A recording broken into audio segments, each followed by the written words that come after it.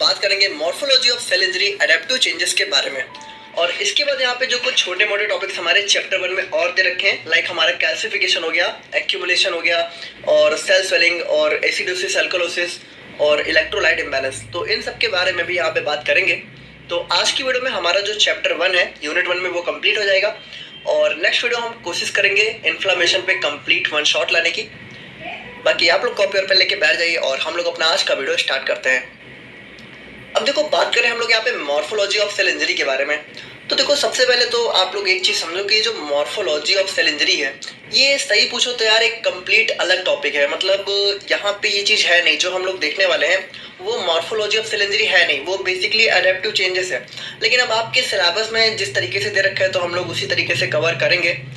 बाकी देखो, मेरा मन था कि मैं आप लोग को ये चीज़ें एक्सप्लेन करूं अलग से, लेकिन अभी थोड़ा सा टाइम भी कम है तो हम थोड़ा सिलेबस और एग्जाम के पैटर्न पे ही ज़्यादा चलेंगे। बाकी एग्जाम में अगर ये क्वेश्चन आया तो आप लोग को इसी तरीके से लिखना है। बेसिकली एडेप्टिव चेंजेस के नाम से ही क्वेश्चन आता है, कभी कभी मॉर्फोलॉजी भी पूछ लेंगे, तो आपको वही सारी चीज़ें लिखनी है।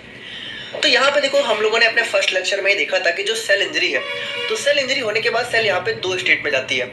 या तो मतलब अगर सेल को कोई भी डैमेज होता है तो या तो सेल इंजर्ड हो जाती है ना, और या फिर क्या करती है कि सबसे पहले अपने आप को अडेप्ट करती है।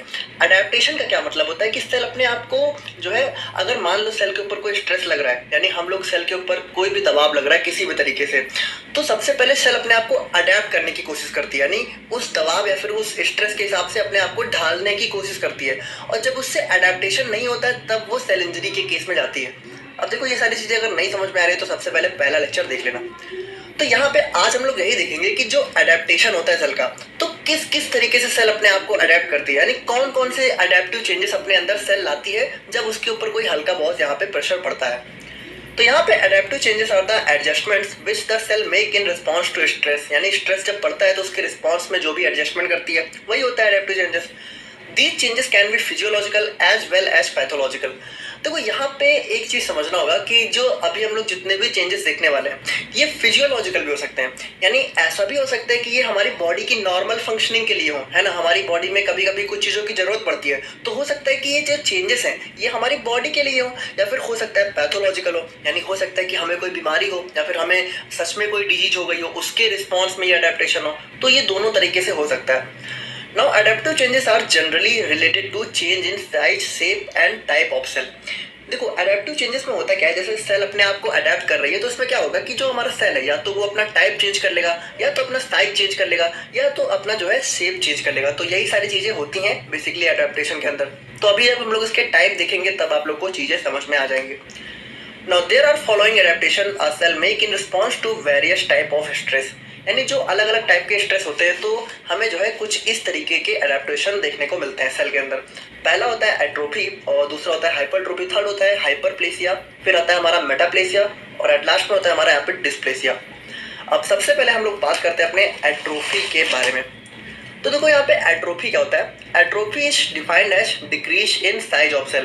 यानी देखो, यहाँ पे क्या होता है, जो हमारी सेल की साइज है, देखो बहुत ही सिंपल है, बाकी ये सारी चीजें तो बात की है, मेन इसका कंसेप्ट यही है कि जो एट्रोफी है इसमें क्या होगा, जो हमारी सेल है ना इसका साइज छोटा हो जाएगा। सिंपल है, देखो यहाँ पे नॉर्मल आप लोगों को थोड़ी बड़ी दिख रही है, और एट्रोफी केस में क्या हुआ, थोड़ा सा इसका साइज यहाँ पे छोटा हो गया।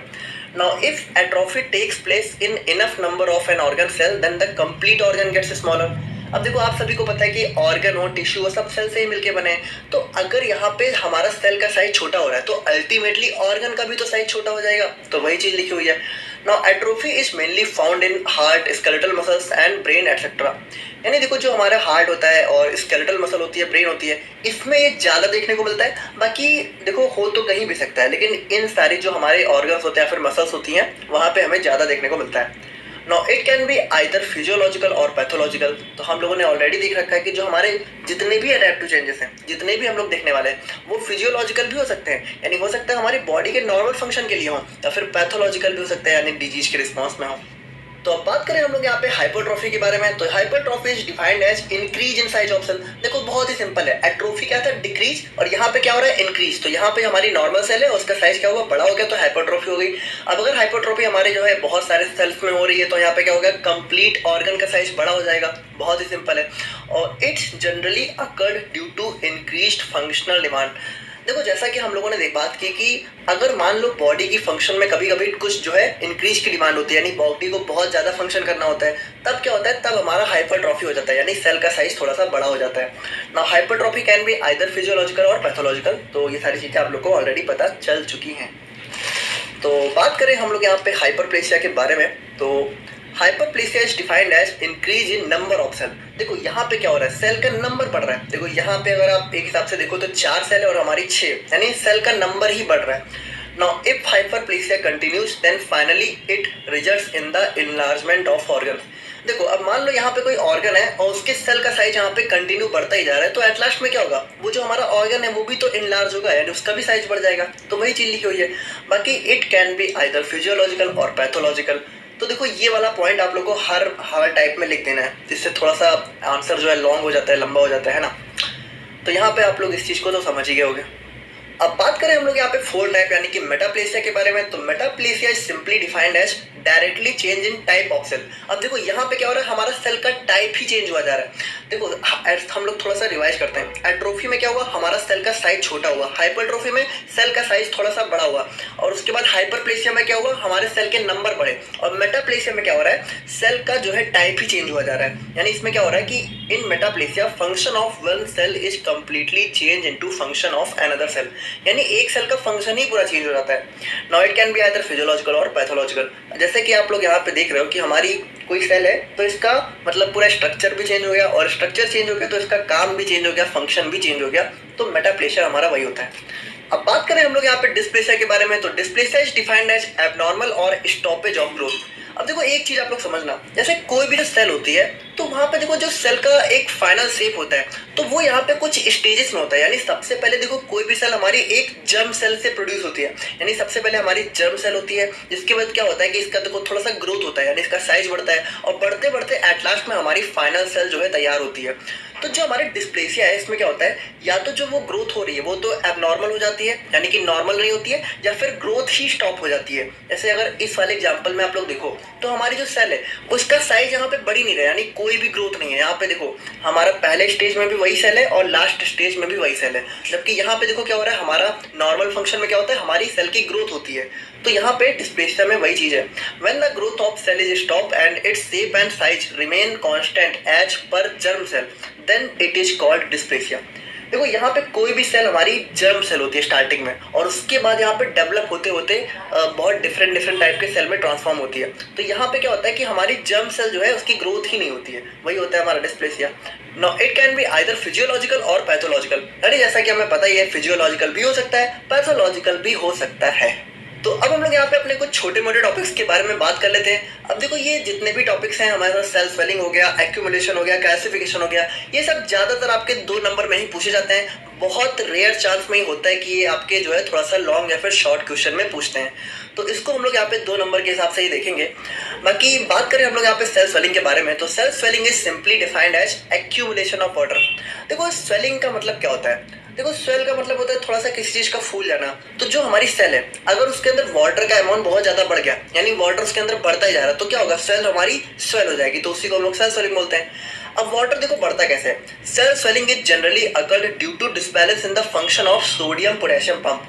अब अगर आप लोगों ने यहाँ पे हमारा जो है 3rd वाला लेक्चर देखा है, लास्ट वाला, तो हम लोगों ने उसमें बहुत अच्छे से डिस्कस कर लिया है कि जो हमारा सोडियम पोटेशियम पंप है अगर वो खराब हुआ तो क्या होगा, हमारा जो सोडियम है वो क्या होगा, सेल के अंदर भरना चालू हो जाएगा। और सोडियम अगर भरना चालू हुआ तो सोडियम जो है वाटर के प्रति उसकी एफिनिटी, यानी वाटर की तरफ जो है हमारा सोडियम बहुत ज्यादा आप कह सकते हो अट्रैक्टेड होता है। तो अगर सोडियम आ रहा है सेल के अंदर तो वो वाटर को भी अपने साथ पीछे पीछे लेता आएगा, और एट लास्ट में क्या होगा, अल्टीमेटली हमारे सेल के अंदर वाटर बहुत ज्यादा भर जाएगा।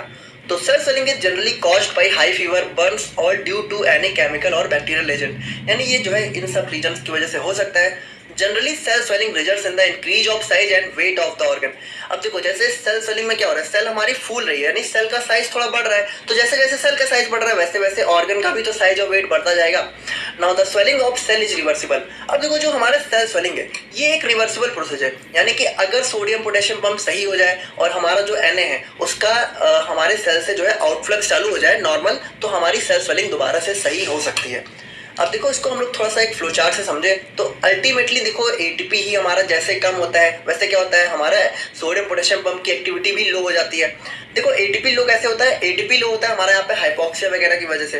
तो एटीपी लो हुआ तो सोडियम पोटेशियम पंप लो हुआ, सोडियम पोटेशियम पंप लो हुआ तो क्या हुआ, हमारा जो Na+ है वो यहाँ पे इसी के थ्रू बाहर जा रहा था, तो अब जो है सेल से बाहर ही नहीं जा पा रहा है। देखो अगर ये चीजें नहीं समझ में आ रही तो पहले पिछला वाला लेक्चर देख लेना। तो यहाँ पे क्या होगा, सोडियम हमारा सेल के अंदर भरना चालू हो जाएगा, और सोडियम भरा तो वाटर भरा, और वाटर भरा तो क्या हुआ, सेल स्वेलिंग हो गई। तो बहुत ही सिंपल है, आई होप कि समझ गए होगे। हो गई तो बहुत ही सिंपल है, आई होप कि समझ गए होगे। अब बात करें हम लोग यहाँ पे इंट्रासेल्युलर एक्यूमुलेशन के बारे में। तो intracellular accumulation is simply defined as accumulation of abnormal substances that can temporarily और permanently damage a cell। देखो एक्यूमुलेशन का मतलब आप लोग समझते हो, एक्यूमुलेशन का मतलब होता है किसी चीज का इकट्ठा हो जाना, यानी कोई चीज अगर कहीं पे इकट्ठा हो रही है तो उसको हम लोग बोलते हैं एक्यूमुलेट होना। तो यहाँ पे सेल के अंदर एक्यूमुलेशन का क्या मतलब है कि सेल के अंदर जब बहुत एबनॉर्मल चीज है जिसकी सेल को जरूरत भी नहीं है, अगर वो चीजें इकट्ठा होती जा रही है तो उसको हम बोलते हैं इंट्रासेल्युलर एक्यूमुलेशन। अब ये हमारी सेल को जिस चीज की जरूरत नहीं है, अगर वो सेल के अंदर भरना चालू हुई तो सेल क्या होगा, डैमेज ही होगी। टेम्परेरी भी हो सकती है, अगर वो चीजें बाहर निकल जाए सेल के तो टेम्परेरी है, और अगर नहीं निकल रही हैं भरती जा रही है तो परमानेंट भी डैमेज हो सकती है। Now it can be occur due to overproduction, abnormal metabolism और disbalance in normal physiology।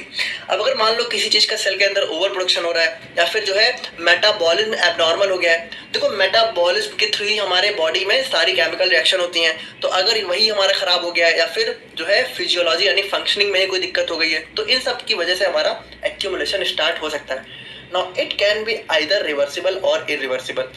तो जैसा कि हम लोगों ने स्टार्टिंग में देखा कि टेम्परेरी भी हो सकता है, परमानेंट भी हो सकता है। अगर टेम्परेरी हुआ तो रिवर्सिबल है, परमानेंट हुआ तो इरिवर्सिबल है।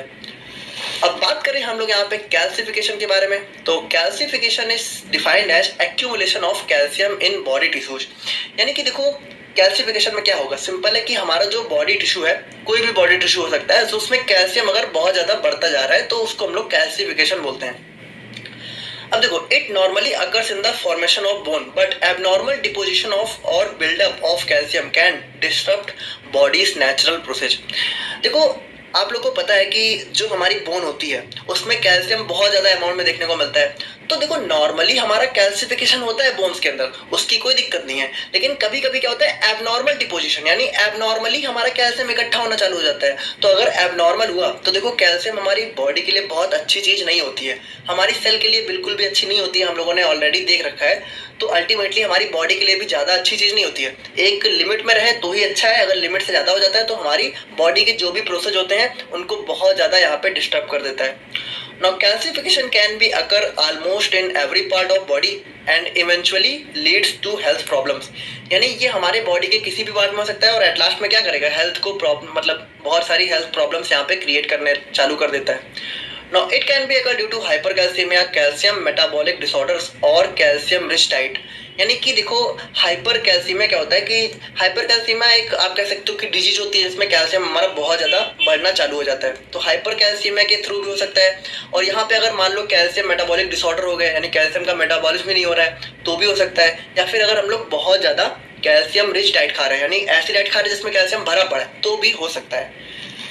अब बात करें हम लोग यहाँ पे अपने एंजाइम लीकेज या फिर सेल डेथ के बारे में। तो हम लोग को जैसा कि बताया जो हमारा लाइसोसोम होता है सेल के अंदर, उसके अंदर बहुत सारे हाइड्रोलिटिक एंजाइम्स फुलफिल होते हैं, यानी बहुत खतरनाक एंजाइम होते हैं। These enzymes are so much destructive that it can instantly destroy the whole cell, Hence they are safely packed inside lysosomal membranes। देखो जो हमारी लाइसोसोम होते हैं उनके अंदर बहुत सारे डिस्ट्रक्टिव या फिर कह सकते हो हाइड्रोलिटिक एंजाइम्स होते हैं, तो वो बहुत खतरनाक होते हैं, मतलब वो अगर बाहर आए तो सेल तुरंत खत्म हो जाती है, तो वो यहाँ पे लाइसोसोम की मेम्ब्रेन के अंदर पैक रहते हैं। लेकिन अगर मान लो हमारी बॉडी के नॉर्मल फंक्शन या फिर मेनली बात करें तो एसिड बेस बैलेंस में अगर डिसबैलेंस हुआ, यानी बॉडी का अगर एसिड लेवल बहुत ज्यादा कम हुआ, तो यहाँ पे क्या होता है जो हमारी लाइसोसोम की मेम्ब्रेन होती है वो ब्रेक हो जाती है, यानी जिस मेम्ब्रेन के अंदर हमारे ये जो एंजाइम्स हैं ये पैक हैं वही ब्रेक हो जाती है। फिर क्या होता है एंजाइम हमारे लीक हो जाते हैं, यानी एंजाइम लीकेज हो जाता है, और एंजाइम लीकेज से क्या होता है eventually leads to cell death. जैसे एंजाइम लीक हुआ वैसे ही हमारी सेल यहाँ पे डेथ हो जाती है। अब बात करें हम लोग यहाँ पे एसिडोसिस और अल्कोलोसिस के बारे में, तो ये सारी चीजें वैसे हम लोग अपनी इनऑर्गेनिक केमिस्ट्री फर्स्ट सेमेस्टर में ऑलरेडी पढ़ चुके हैं अपने एसिड बेस बैलेंस के अंदर, लेकिन फिर भी चलो थोड़ा बहुत आप लोग देख लो। बाकी अगर डिटेल में जानना है तो आप वो वाला लेक्चर देख लेना, वहाँ पे इन सब के बारे में डिटेल में हमने बात ऑलरेडी करी हुई है। जैसे एसिडोसिस क्या होता है, most of the bodies organ function at a certain pH range, यानी कि हमारी बॉडी के जो मोस्ट ऑफ द ऑर्गन्स होते हैं वो एक फिक्स पीएच पे काम करते हैं, यानी और यहाँ पे क्या होता है, disbalance in this pH range can cause disturbance in functioning. Ideal pH of blood is 7.4। देखो यहाँ पे क्या है कि अगर जैसे हमारी बॉडी के जितने भी ऑर्गन है वो एक नॉर्मल पीएच पे काम कर रहे हैं, अब अगर इस पीएच में छेड़छाड़ हुई तो हमारी बॉडी के फंक्शन में भी छेड़छाड़ हो जाएगी, यानी गड़बड़ी हो जाएगी। अब अगर एक आइडियल पीएच की बात करें, यानी जिस पीएच पे काम करते हैं वो पीएच हमारा क्या होता है, नॉर्मली 7.4 होता है। तो अगर हमारा पीएच 7.4 से कम जा रहा है, यानी 7 से कम जा रहा है, तो हमारा क्या होगा, एसिडोसिस। एसिडोसिस का मतलब क्या है, हमारी बॉडी में एसिड के लेवल का बढ़ जाना। और अगर हमारा पीएच 7.4 से ऊपर जा रहा है तो हमारा क्या हो गया, एल्कलोसिस, यानी बॉडी में हमारे कह सकते हो कि बेस का लेवल बढ़ रहा है। देखो इतना तो पता ही है ना कि 7 से नीचे पीएच है तो एसिड होता है, 7 से ऊपर पीएच है तो बेस होता है, तो वही चीज है। Now this acidosis and alkalosis are of generally 2 types. अब ये हमारे यहाँ पे 2 टाइप के होते हैं। पहला होता है हमारे यहाँ पे रेस्पिरेटरी और सेकंड होता है हमारे यहाँ पे मेटाबॉलिक। अब रेस्पिरेटरी में क्या होता है, इसमें बेसिकली हमारे कार्बन डाइऑक्साइड के जो एलिमिनेशन है उसके रेट में या तो इंक्रीज होता है या तो डिक्रीज होता है, ठीक है। इन्हीं दोनों की वजह से हमारी ये दोनों प्रॉब्लम देखने को मिलती है। अब अगर डिटेल में जानना है तो एसिड बेस बैलेंस देख लेना, बाकी अगर ऑलरेडी पता है तो समझ ही गए होगे। और मेटाबॉलिक में क्या होता है कि इसके अलावा जो भी रीजंस होते हैं वो हमारे मेटाबॉलिक में आ जाते हैं। और फाइनली बात करें हम लोग यहाँ पे अपने इलेक्ट्रोलाइट इम्बैलेंस के बारे में, तो देखो ये सारी चीजें हम लोग ऑलरेडी अपने इनऑर्गेनिक केमिस्ट्री में बहुत अच्छे से पढ़ चुके हैं। इलेक्ट्रोलाइट आप लोग को पता ही है, blood stream contains many chemicals that are very essential for normal body functions. Electrolytes are one of them. देखो जो electrolytes are one of them, देखो जो हमारा ब्लड होता है उसमें बहुत सारे कंपोनेंट होते हैं ब्लड के साथ साथ जो कि हमारी बॉडी के फंक्शन के लिए जरूरी हैं। तो जो हमारी इलेक्ट्रोलाइट्स हैं वो उन्हीं में से एक होते हैं। Calcium, magnesium, sodium, potassium are some examples of electrolytes, यानी ये हमारे इलेक्ट्रोलाइट्स के कुछ एग्जांपल्स होते हैं। वैसे तो बेसिकली देखा जाए तो ये हमारे फिजियोलॉजिकल एंड्स होते हैं, ना कि इलेक्ट्रोलाइट, बट नॉर्मली हम लोग बोल देते हैं। Now disbalance in these electrolytes can cause variety of disturbances. Electrolyte imbalance can become results into vomiting, diarrhea, sweating, high fever। यानी कि देखो अगर हमारी बॉडी में इलेक्ट्रोलाइट इम्बैलेंस हुआ तो हमें बहुत सारी प्रॉब्लम हो सकती है, वोमिटिंग हो सकता है, डायरिया हो सकता है। ये सब चीज़ें हम लोग ऑलरेडी डिस्कस कर चुके हैं फर्स्ट सेमेस्टर में, तो आई होप कि थोड़ा बहुत आप लोग को याद होगा। अब देखो ये सारे जो जितने भी टॉपिक हम लोगों ने देखे हैं ये जनरली हमारे 2 नंबर में ही पूछे जाते हैं, लेकिन बाई चांस ऐसा हो सकता है कि कभी आपसे ये 5 नंबर में भी पूछ ले जाए। तो यार थोड़ा बहुत तो मैं एक्सपेक्ट करता हूँ कि आप लोग बना के भी लिख सकते हो, थोड़ा एक बेसिक आइडिया तो आप लोगों को लग ही गया है। बाकी देखो नेक्स्ट वीडियो में हम लोग बात करेंगे अपने इन्फ्लेमेशन के बारे में। अब देखते हैं, कोशिश करते हैं कि वो हमारा एक ही 1 शॉट में कंप्लीट हो जाए, बाकी तो देखते हैं क्या होता है। तो मिलते हैं हम लोग यहाँ पे नेक्स्ट वीडियो में। Thank you so much.